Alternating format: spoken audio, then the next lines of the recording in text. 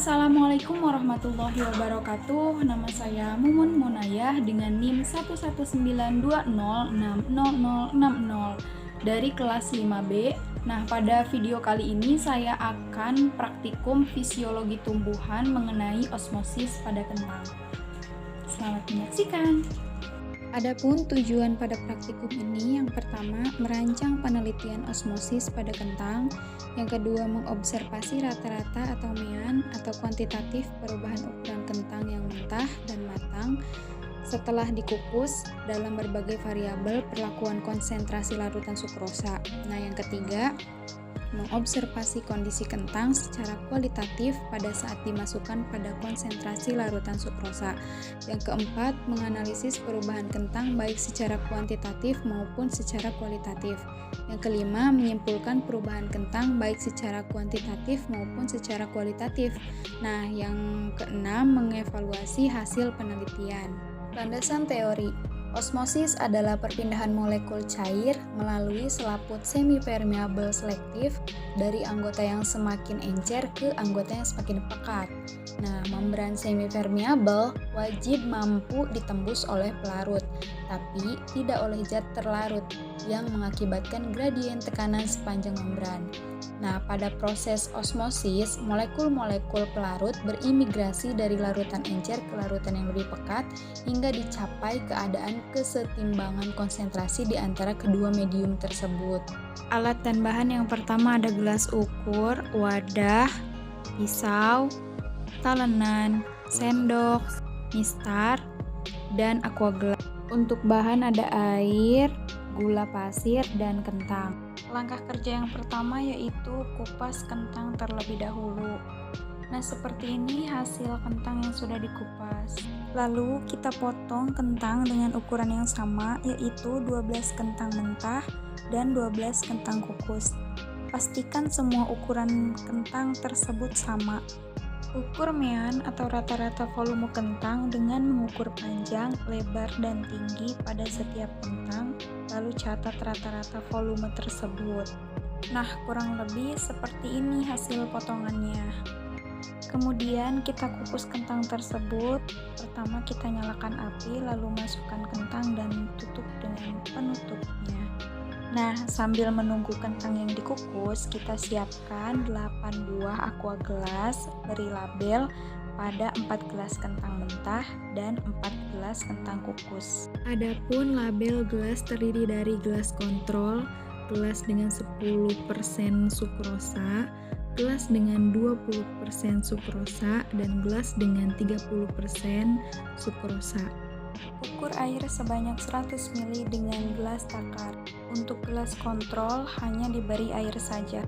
Nah, untuk gelas dengan 10% sukrosa kita beri 1 sendok makan gula pasir, lalu larutkan dengan 100 ml air dan aduk hingga merata.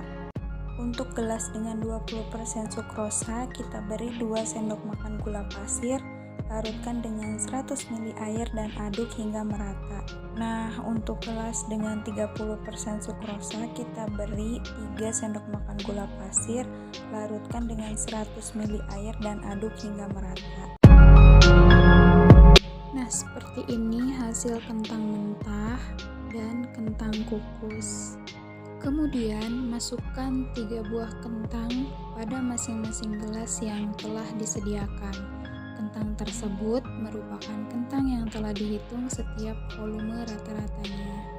Lalu amati dan catat setiap kentang pada saat awal dimasukkan ke dalam larutan, pada saat 30 menit direndam, dan pada saat 60 menit direndam sesaat sebelum diangkat. Nah, amati dari segi kualitatifnya, yaitu dari segi warna dan teksturnya. Berikut adalah hasil kentang yang telah direndam selama 30 menit dan 60 menit. Berikut tabel hasil pengamatan pada kentang mentah dan tabel hasil pengamatan pada kentang kukus. Berikutnya ada hasil perubahan kualitatif kentang mentah dan kentang kukus pada waktu 30 menit. Kemudian ada tabel perubahan kualitatif kentang mentah dan kentang kukus pada waktu 60 menit. Nah, selanjutnya ada pembahasan Nah, di sini yaitu sebelum dimasukkan ke dalam larutan, berat kentang masing-masing 3 gram. Setelah direndam ke dalam larutan selama 30 dan 60 menit, berat kentang berubah dan perubahan yang terjadi tidak sama pada masing-masing kentang dalam larutan yang berbeda. Selain itu, kentang yang telah direndam pada larutan memiliki perubahan tekstur dan warna. Perubahan yang dihasilkan yaitu kentang menjadi lembek dan menunjukkan pengurangan berat. Nah, penurunan berat kentang terjadi akibat perpindahan air dari sel-sel kentang ke larutan. Semakin tinggi larutan yang digunakan atau hipertonis, maka akan semakin lembek kentangnya. Kondisi tersebut sebanding juga terjadi pada penurunan berat kentang. Sebaliknya, terjadi pada kentang yang direndam pada air biasa. Perpindahan air secara osmosis terjadi antara hipotonis menuju sel-sel kentang hipertonis. Akibat masuknya air pada sel-sel kentang membuat sel dalam keadaan turgid atau tekanan turgon tinggi. Inilah yang menyebabkan kentang menjadi keras. Alasan inilah yang juga membuat kentang menjadi lebih berat. Nah, yang terakhir ada kesimpulan. Berdasarkan praktikum yang telah dilakukan, dapat disimpulkan bahwa osmosis itu merupakan peristiwa berpindahnya zat dari bagian yang berkonsentrasi rendah ke bagian yang berkonsentrasi tinggi, melewati membran semi-permeable. Pada bahan yang mengalami peristiwa osmosis, dapat menyebabkan perubahannya tekstur maupun warna. Cukup sekian hasil dari praktikum osmosis pada kentang milik saya. Terima kasih. Wassalamualaikum warahmatullahi wabarakatuh.